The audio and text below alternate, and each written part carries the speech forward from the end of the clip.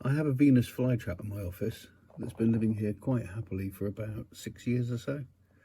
I just give it a bit of rainwater now and again and snip the flowers off when they come up, because if you let the flowers grow then it saps all the energy of the plant. But I just noticed that that one there in the centre of the screen has got a bit of a dead bug inside. It's the husk of what looks like it might be a moth or maybe a flying ant. I don't know, it's hard to tell.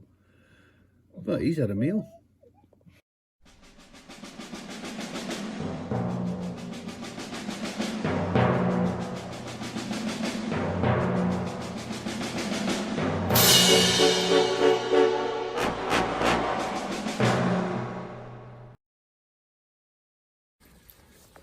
First day in ages I've had to put the waterproofs on, but definitely needed today. Guess who's back until Monday? Yes, I've got 3 days of Alfie. But he decided he wanted to go for a walk today. And he's enjoying himself. Yes, indeed. Occasional guest dog Alfie is back for a couple of days. And he and Harris get on very well.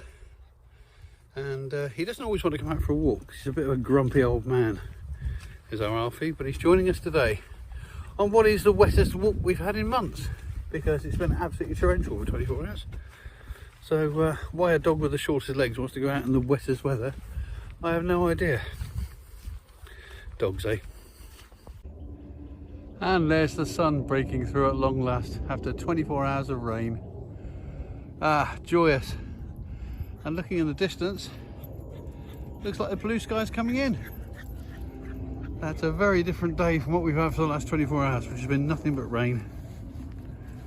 Nothing but rain. Good for the plants though.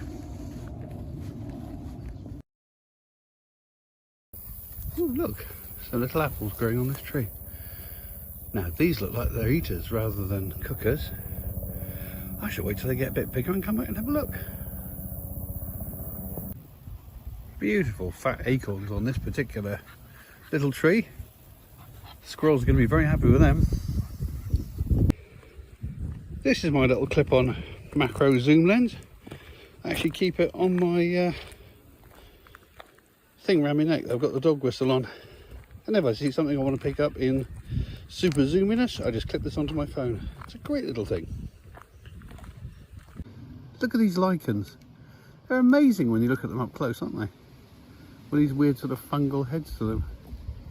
And then there's a rather more, I would say boring, because they're all interesting, but a grey lichen here. There's one here that looks a bit like a face. Can you see it? It looks like a green man.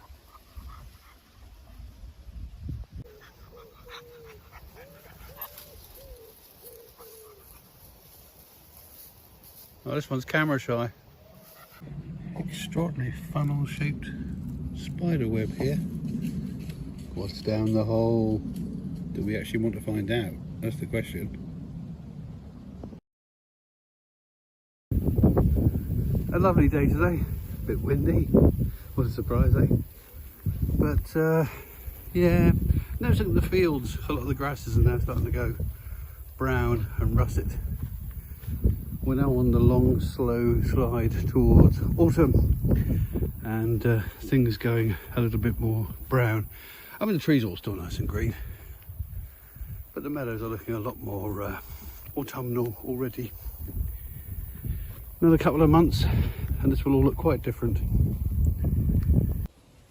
Holly berries on their way, but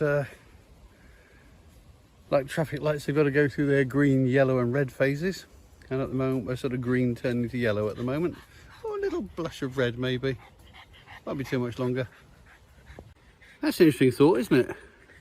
A lot of plants go through that green, yellow, red phase. I'm thinking, you know, also things like peppers.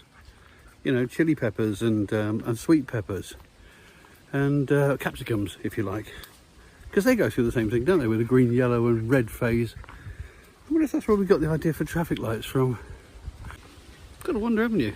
I mean, an awful lot of things we do in life are because we've taken our cues from nature. Like, you know, black and yellow warning stripes on police tape and hazard tape. It's got to have come from wasps and things like that, hasn't it? Interesting. Hiding in behind this holly is, I think, the only white beam tree we've got around here. How do I know it's a white beam? Well, it looks a lot like a hornbeam, but look at the leaves underneath. If I turn the leaf over, look at the colour. Yeah, that's a white beam. If this was a hornbeam, it would be the same colour on the bottom as the top. These are hornbeam, and hornbeam are quite easy to identify because they've got these jagged toothed sawtooth edges, yeah? Whereas beech has much smoother edges, as you can see.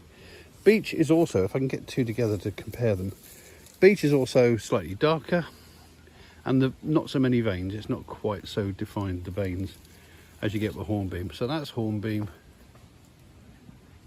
and that's beech. Interesting trees, hornbeam and whitebeam. They are two of the hardest woods you'll get in the UK. Very, very hard woods, which is why they used to be used for making things like bowling balls and skittles and things like that, because they can take a few knocks.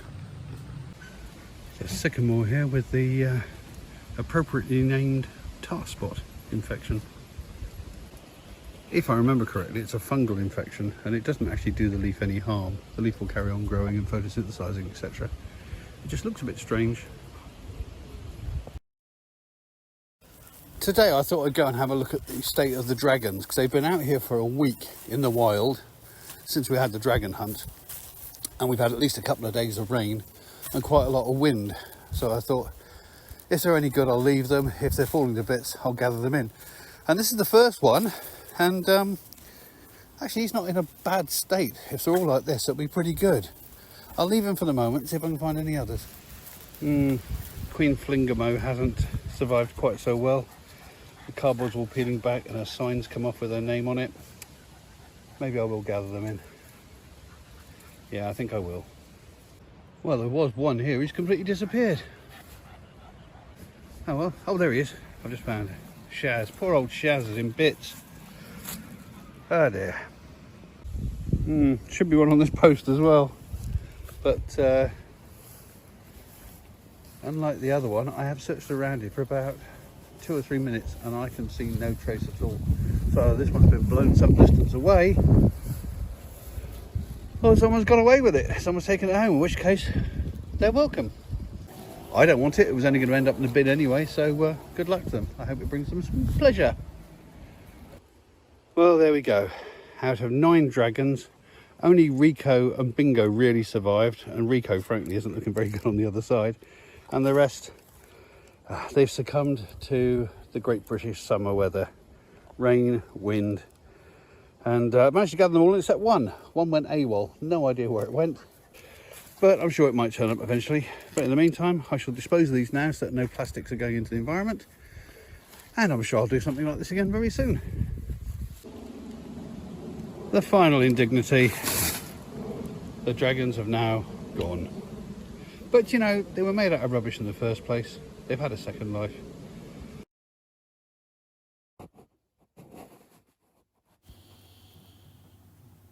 Ugh, noisy sods.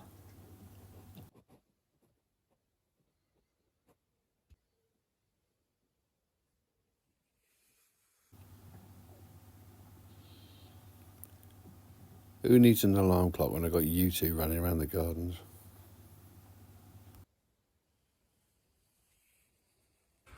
One last little note for this week. About 20 videos ago, I mentioned the fact that I'd set up a Patreon account. Just to cover the small expenses involved in some of my builds, like glue and paint and things like that. And also maybe to, if enough came in, to buy a little bit of time so I could take the odd day off and do a bit more crafting and things. Well, it's now been, a couple of months, 2 or 3 months. No sign-ups, which I'm not really surprised about, to be honest. And the more I've thought about it, I've thought, do I really want to be asking money from people? Times are tough at the moment. I mean, we're going through austerity in Britain. The global economy is a little bit slack and everyone's got less money in their pockets at the moment. So it just seems wrong asking people for money just so I can indulge myself making these silly musical instruments and things. So I've got rid of the Patreon account. I've taken off the references on the and the links from my YouTube videos, and from now on we'll just carry on as we did before, which is when I get the time I will do more crafty stuff and put it up on here, and in the meantime I'll keep putting up the Miscellaneous Meander videos because I'm out here walking the dog every day anyway, so that isn't any hardship and there's no cost involved. So there you go. Anyway, that's it for this week. I hope you've enjoyed the meander. Been a bit different this week, hasn't it? And I'll see you in the next one. Toodle-pip.